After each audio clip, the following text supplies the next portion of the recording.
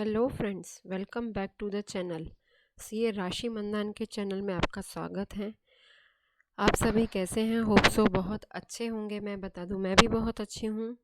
Lecture start करने से पहले मैं बोलना चाहूँगी कि अगर मेरा वीडियो पसंद आए तो प्लीज़ लाइक, शेयर और कमेंट करना ना भूलें और मेरा चैनल भी सब्सक्राइब करें ताकि मेरे लेटेस्ट वीडियो आप तक पहुँच सकें। अभी हम लेक्चर स्टार्ट कर लेते हैं।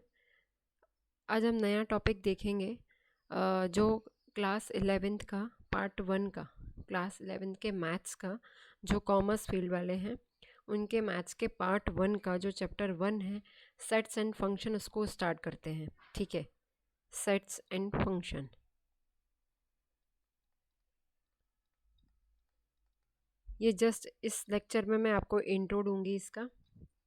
सेट्स एंड फंक्शन में सबसे पहले हम ये वाला, इसके दो पार्ट हैं, ये चैप्टर के दो पार्ट हैं, एक ये पार्ट है एंड ये इसका सेकंड पार्ट है। ठीक है, तो हम सबसे पहले ये पार्ट 1 देखेंगे जिसको बोलते हैं सेट्स। ठीक है, तो हम स्टार्ट कर लेते हैं। सेट्स होता क्या है? ठीक है,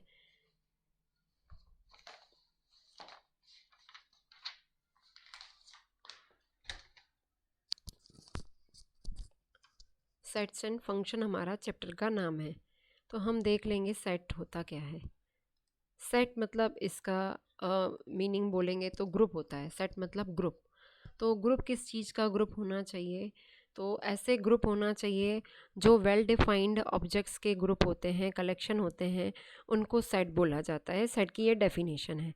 तो जैसे इसके पहले हम डेफिनेशन देखेंगे, उसके बाद हम देखेंगे कि हमारा एग्जाम्पल क्या हो सकता है इसके, और कौन सा सेट है और कौन सा नहीं।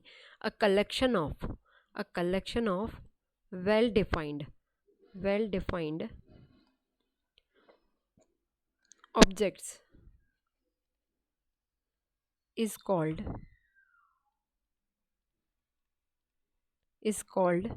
a set। ठीक है, तो ये जो है वेल डिफाइंड मतलब जिनको, जो वेल डिफाइंड ऑब्जेक्ट्स हैं उनका जो कलेक्शन करते हैं तो उसको सेट बोला जाता है। ठीक है, तो इसके कुछ एग्जाम्पल देख लेते हैं हम। ठीक है, अभी एग्जाम्पल में से हमें ये आइडेंटिफाई करना पड़ेगा कि कौन सा हमारा सेट है और कौन सा नहीं है। तो हम एग्जाम्पल 1 सबसे पहले लिख लेते हैं। Successful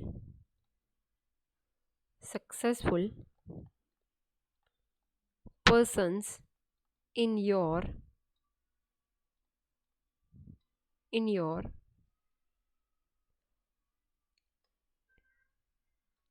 city.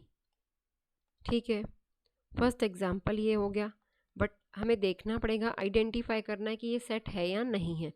And days in a week.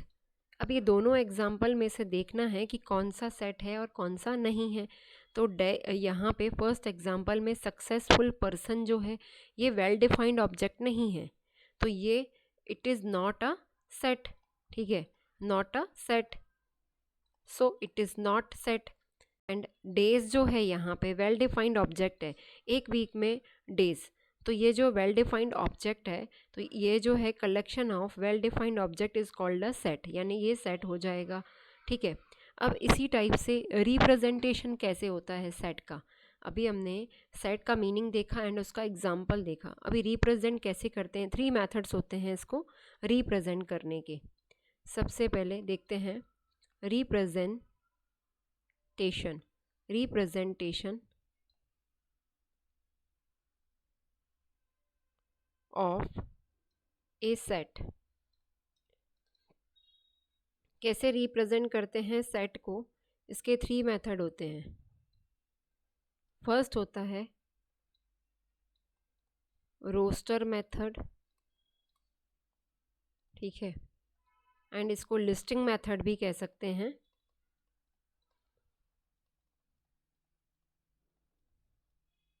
Second है हमारा सेट बिल्डर मेथड। सेकंड है सेट बिल्डर मेथड।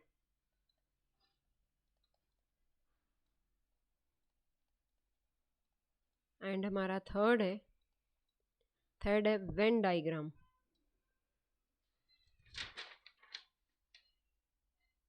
डायग्राम। जिसके थ्रू हम सेट को रिप्रेजेंट कर सकते हैं। ओके, चलो हम देख लेते हैं कैसे होता है एक एक मेथड का रिप्रेजेंटेशन देख लेते हैं। रोस्टर मेथड में या फिर लिस्टिंग मेथड में हम कैसे सेट को रिप्रेजेंट करते हैं। ठीक है, तो ये कैसे होता है हम देख लेते हैं। इसका एग्जाम्पल ले लेते हैं, सीधे ही डायरेक्टली हम एग्जाम्पल ले लेते हैं। ए जो है, ए इज इक्वल टू हमारा है 1 2 3 4 एंड 5। ठीक है, ये हमारा करली ब्रैकेट होता है, इसको करली ब्रैकेट बोलते हैं। एंड हमारा एक और एग्जाम्पल देख लेते हैं,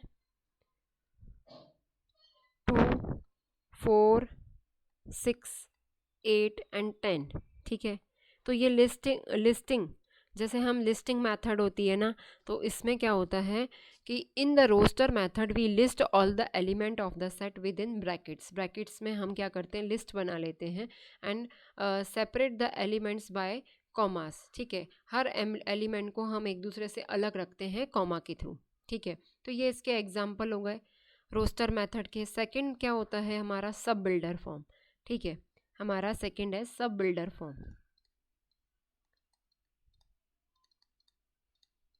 सब बिल्डर फॉर्म, तो इस मेथड में हम सेट को कैसे रिप्रेजेंट करते हैं देख लेते हैं। तो हम फर्स्ट एग्जांपल ही ले लेते हैं, इसको ऐसे बोलते हैं एक्स सच दैट फर्स्ट वाले को ही कैसे रिप्रेजेंट करते हैं, such that x is a first five natural numbers.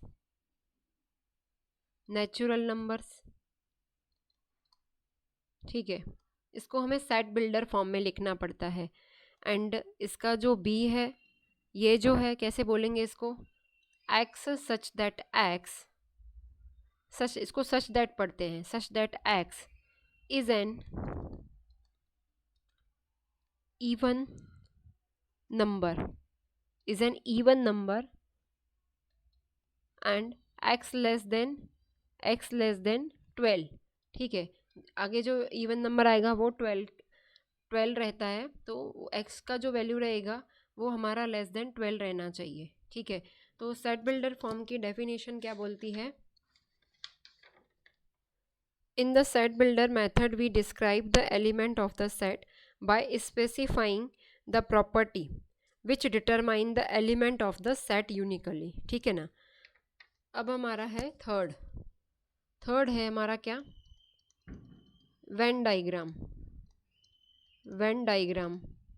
इसके थ्रू हम सेट को कैसे प्रेजेंट करते हैं, जो हमारे ये एलिमेंट्स होते हैं उनको हम क्या करते हैं, सर्कल में या फिर रेक्टेंगुलर में। ठीक है, तो हम इनको रिप्रेजेंट करते हैं। अगर हमें ए को वेन डायग्राम के थ्रू प्रेजेंट करना हो तो ऐसे प्रेजेंट कर सकते हैं, 2 3 एंड 4 एंड ये 5।